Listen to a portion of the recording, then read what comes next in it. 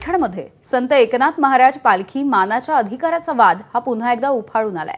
आज संत एकनाथांचा पालखी सोहळा सुरू होतोय।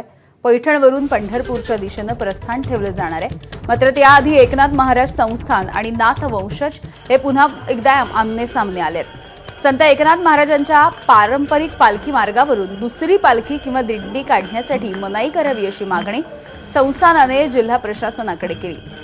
सुप्रीम कोर्टाच्या आदेशाची काटेकोर अंमलबजावणी करावी अशी मागणी संस्थानाची आहे। तर नाथ वंशजांनी मात्र पायी दिंडी ही आपली 1971 पूर्वीची परंपरा आहे असं सांगत कोणत्याही परिस्थितीत यावर्षी देखील नियोजनानुसार दिंडी काढलीच जाईल असं म्हटलंय।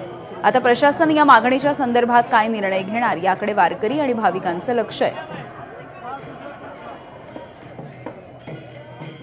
का कैमरा भी आया ना, उठा के फेंक दूंगा अभी। अरे मोबाइल भी आया,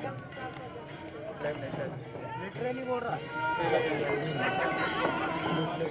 इगतपुरी हे पर्यटनासाठी अत्यंत प्रसिद्ध असे ठिकाण। दररोज हजारो पर्यटक इगतपुरीला भेट देतात। त्यापैकी सर्वात